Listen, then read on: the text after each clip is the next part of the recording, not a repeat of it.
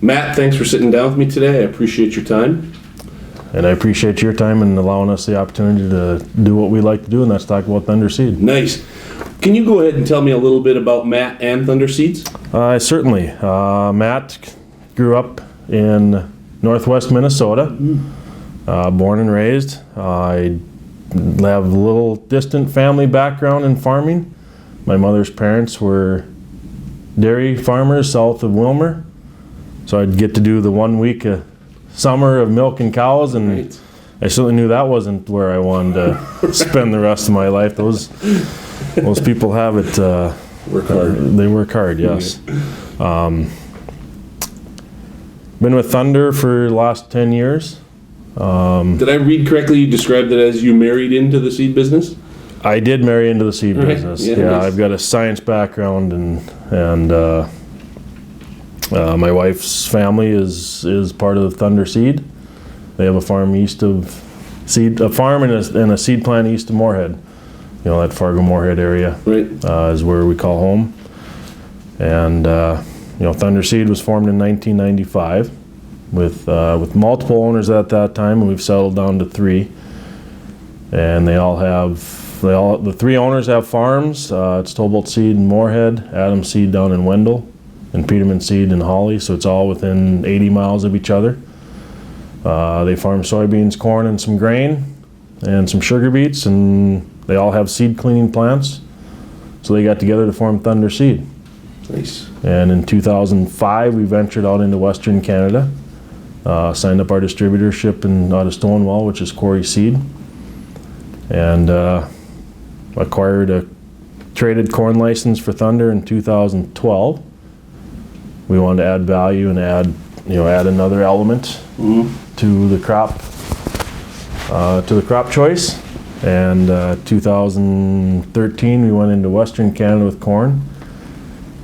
Acquired Prairie Pacific Seeds out of British Columbia.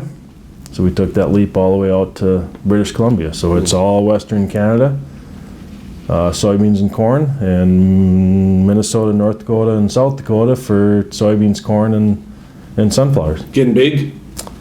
We like to think we're getting big, Nice. yeah. Nice, Yeah. absolutely. Yeah. So as CEO of an independent seed company, I'm going to assume you wear many hats. I do wear many hats. Yeah. But it's actually pretty easy because I've got great people. It starts with the people. I think that's what we have to do, isn't it? Surround ourselves with smarter people than we are. Yes, that makes it a little I think easier. I've made a career of that. Matt, your strategy is obviously a key ingredient. The seed industry is an ever-evolving industry. Can you talk a little bit about your strategy for success for Thunder? Our strategy for success, and that's both sides of the border, it's all about building relationships. And we want to build relationship with the end user because ultimately their success is our success. We've kind of evolved as a company. Our slogan used to be, we know what we grow it, because that's truly the roots of what we are. Our 3 owners have 200 years of experience Right. cleaning soybeans and cleaning and growing. If it's good enough, it's got to be good enough for them to grow it before we want to sell it to somebody else and have them grow it. Right. And now we're first in the field. So we want to be first in people. We want to be first in products. It just kind of leads into that. First in agronomy. We grow and clean. Quarry Seed has a network in Western Canada for growing and cleaning soybeans. Most of our cleaners have been in it 30, 40, 50 years too. Right. It's This just isn't their first rodeo. No, it's just a natural. It's just a natural fit. Right. And that's what our strategy is, an independent regional seed company. We're growing products, we're picking products for our farm and your farm. It doesn't have to fit between Fargo and Michigan. There's silage products for Western Canada. There's soybean specific for Western Canada. Right.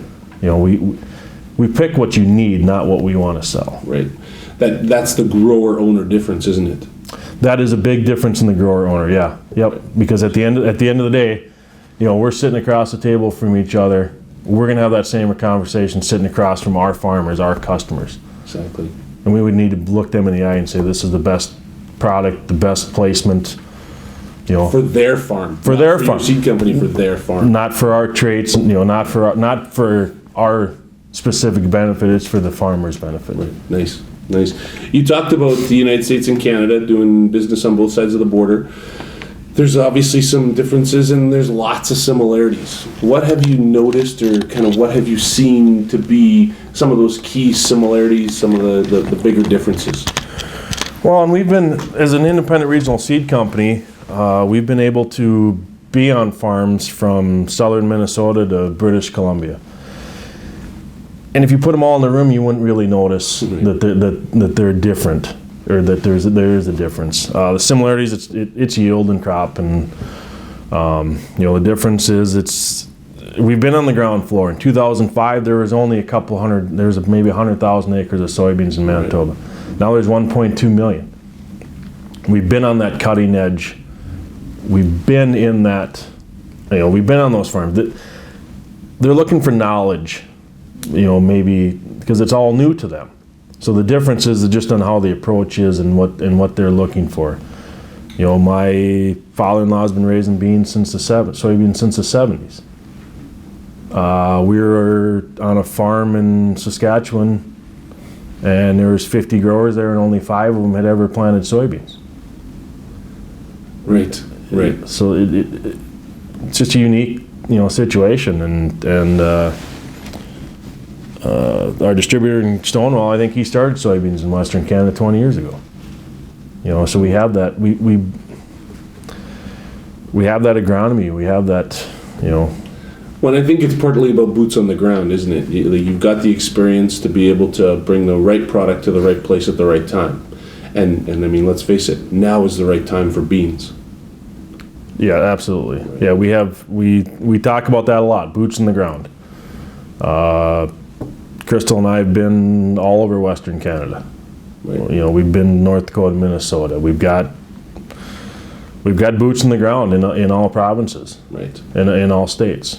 It makes a big difference. We cover our staff, our salespeople. Everybody covers a lot of ground. Right. To make sure that what's the right product for that field, and what is the right, and then to follow up. We don't just sell you the bag and then call you a year later and walk away and call you a year later to see if it worked. We go out there, we see the product in the ground, see how it came up, see how it's looking. We got people that ride combines just to make sure that they're happy with the product. Right. Yeah. It's a customer. It's a step up in the customer service. We've got people that do that, and they do a great job. Nice. We've talked about having a big focus on beans, also corn's obviously in the lineup. Is there any other crops that Thunder's going to be focusing in on either side of the border? In 2015 we added sunflowers to our lineup. We're starting small with sunflowers. Right. It's another option for us to get on somebody's farm. Kind of adds to our portfolio.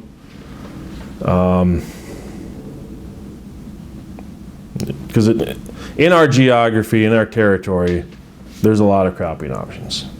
Right. A lot more so than the true corn belt. Right. And it just was a natural fit for us. We're always looking for new opportunities. We're always looking to see where it makes the most sense. Right. But then we also have to become experts in that space. So there's a lot of different pieces that an independent seed company has to be really good at, right? You got to be good at distribution. You got to be good at signing partnerships and agreements with folks for genetics, for traits, for distribution, for dealers. It's a complex process, which I certainly don't have to tell you. If you have to pick out one piece of that, what's the most important piece to why Thunder has had the success that it's had? Our biggest key to success is building relationships, whether it's from the dealer to the trade agreements to the dealers. It's just building that relationship, and we've got different people that build different relationships, and our strategy, like I said earlier, it's all about customer satisfaction. Right. Our ultimate goal is 100% customer satisfaction. And if you go into any relationship or any agreement or on any farm with that in mind, that's a good place to start. Can't go too far from wrong, can you? You can't. I believe I hear my dad's voice in my head right now telling me that if you focused on relationships, you can't go too far from wrong. Yeah, absolutely. Matt, thanks for sitting down with me today. Appreciate it a lot. Oh, thank you. Appreciate the opportunity to talk about what we enjoy, and that's Thunder Seed.